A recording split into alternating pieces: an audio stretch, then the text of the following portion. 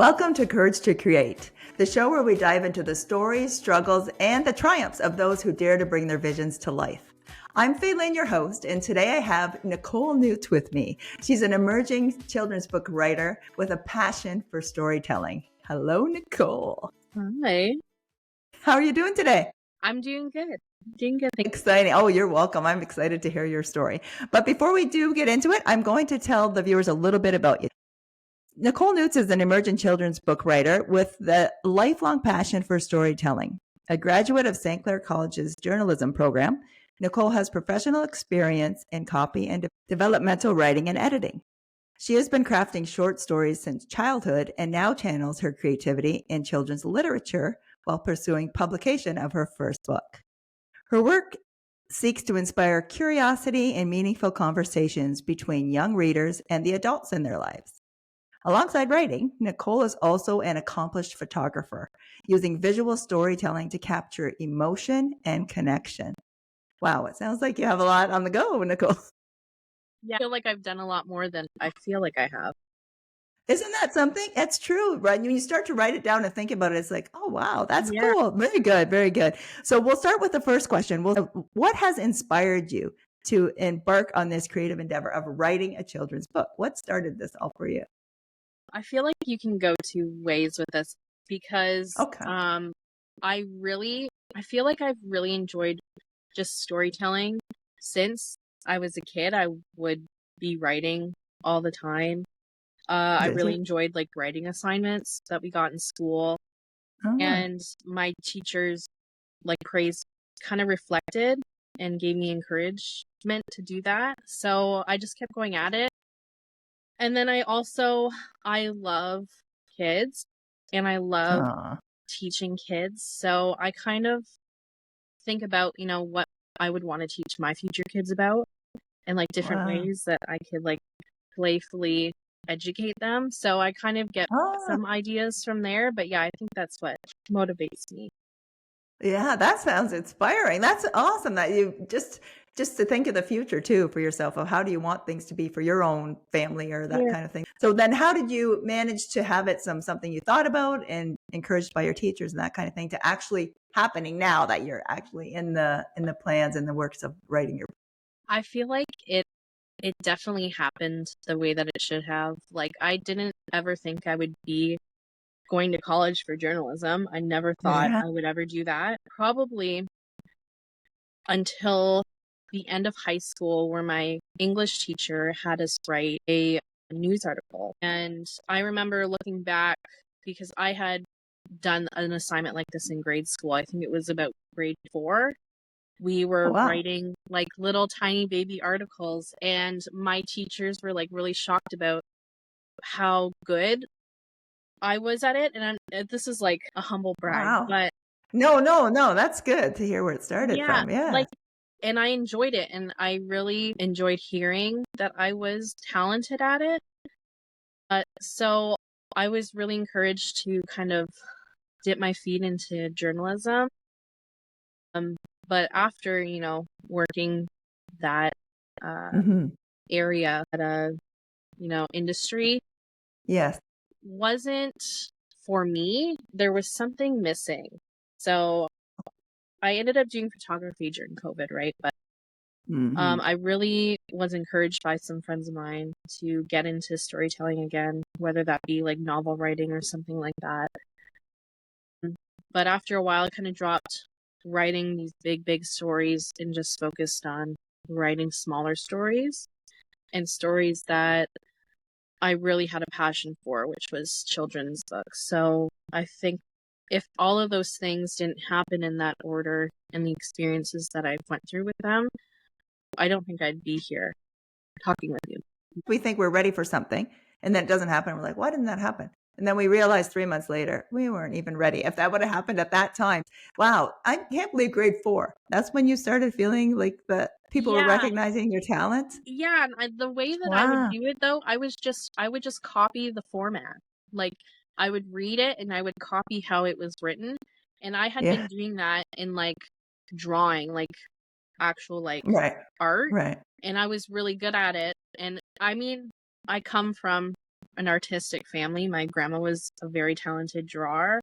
My dad was really good at it as well.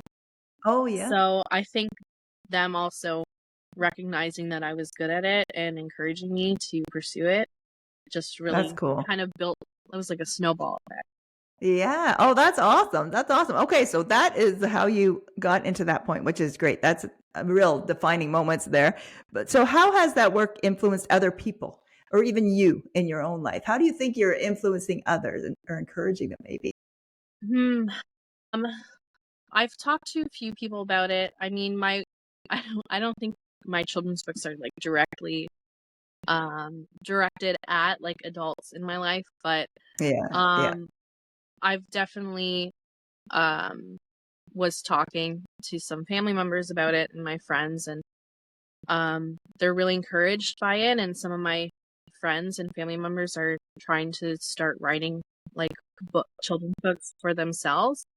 And Really? they want to like collab on some things or let me help them with ideas or stuff. So, That's which I cool. love to see. I think people need to be in touch with their creative side more Yes. often. And I think a lot more people are more creative than they give themselves credit for. But yeah, that's, I think that's how. But I also find encouragement for myself that coming from a place where I was kind of ostracized a lot as a kid, and I was just really different from people, that I didn't really know where my purpose was or what my talents were. And hearing from people that something that I wrote in 10 minutes one night in my garden Yeah, just was touch. really touching to them Mhm. is really impactful to myself. Wow. Can you do you wanna go any deeper into how your childhood, like, unfolded of why it was like that you just felt like or is that Yeah. too personal? Yeah. No, we can totally do that. I think that's a part of the journey as a whole anyway. The journey. Yeah. So I had epilepsy I don't want to say my whole life, but I wouldn't doubt it if I've had it my whole life. So it kind of put me in a different place than other kids. Just went through a lot of things with that, a lot of bullying, a lot of ostracization, Ah, a lot of like different weird experiences, especially in the church growing up. It was kind of hard. really? Yeah, because we Oh, grew up in like a prosperity gospel type of church. So when people would come over and like try to like heal me from and then it wouldn't happen, and then they would kind of be like, oh, it must be something she's doing. Me, 7 years old, like what could I be doing, right? And so it was really strange having that on your shoulders at oh yeah, at such a young age. yeah. Sorry that happened. Wow. And I feel like I was created to, be someone to speak out for people. And Mm. I feel like, I just said what was on my mind. So I feel like writing has really helped me over the years to kind of keep true to myself and keep true who God made me to be. Wow. And I think he kind of stewarded that talent of mine through experience, because if I hadn't experienced and went through what I went through, Mhm. I feel like I'd be on a very, very different path, Oh, and yeah. it wouldn't have been as molded, right? Right, right, and a lot would have been stolen. Like, that's just stealing. When all those horrible things happen to us when we're young, that just steals away that passion and that like, sort of, like, shrinks it down and suffocates it that you can't even be who you are. Did you have someone in your life that was someone that helped you just to bring you out of that walk through that process, or did you do that on your own? For sure. I feel like I've had different people here and there to help me. Mhm. Definitely my Mhm. parents were very Yeah. protective, but also very encouraging. I never felt like I Good. had to live a certain type of lifestyle or achieve certain goals. Okay. I never felt like anything that I tried and failed at was a failure in their eyes. Yeah. They were That very encouraging. And I think that just stems from how they were raised, because my grandparents were very encouraging as well, especially good. my mom's mom. She um, definitely was the one who not only nurtured my talents, but nurtured my faith. Did she? Yeah. Yeah. So, and your mom as well. Your mom had a giant impact in my life because she impacted my parents. So, Great. yeah. So I think just a lot of family were very helpful with that. I never felt different, Wow, especially that's with awesome. epilepsy. I never felt like I was special, although that seems kind of like, oh, she's not special, but that's the way. You're not special at all. They No, made and sure you knew you weren't special. yeah, and my siblings never treated me any different. Like we'd fight normally, but Yeah. they're all very protective of me and what I That's went good. through, and vice versa. I was very protective of my sibling. That's cool. That's cool. That is good because a lot of times that doesn't happen. There's division Yeah, amongst the ranks, so that's yeah. great. I definitely feel like that was a nurtured thing. My family's very close, and that kind of dwindled right into the sibling relationships. But Yeah. It's yeah, I important think to my them. family was very much involved in that. The last question is going to be about the trait that you have that you would want other people to find in themselves. But I see already so many traits in you that is so strong that you really are determined and your confidence and your courage. But what do you think is a trait that you would like other people to maybe find in themselves to move forward in doing what they want to do and have? I honestly think this might sound cliche, but believing in yourself. And I don't mean that like just believe in Yeah. yourself, because Yeah. it's really hard.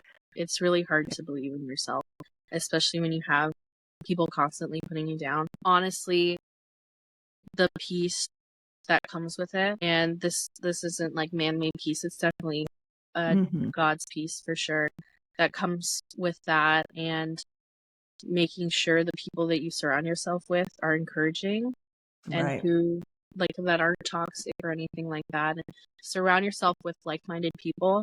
Mhm. Other creative people have Mhm. really helped, people that I could relate to and that who could relate to me and what I was going through as well. Right. Because over the past year, I think I've met more book writing, editing people than I ever thought I would meet. Isn't that so cool? It's Good for insane. you. Like, I'm like, they're like, oh, I write. What do you do? And I'm like, I write. What? Oh my gosh. And they're That's definitely awesome. like a lot further in the industry than I am. Well, I'm that's just good starting though. out. That's good though. Yeah, That's what you need. exactly.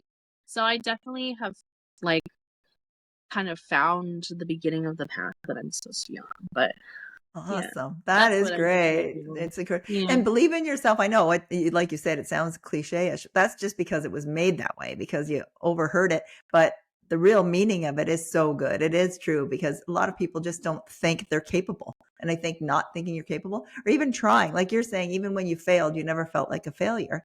That's how people should feel because it's like that failing forward thing, right? You just keep failing, but you're learning every time. And Yeah. so what do you think as far as your book goes? What is the estimated, like, where are you at with it? Where are you at? I have it written. That's It's all written though? It is all completed? it is all written. It Oh, definitely okay.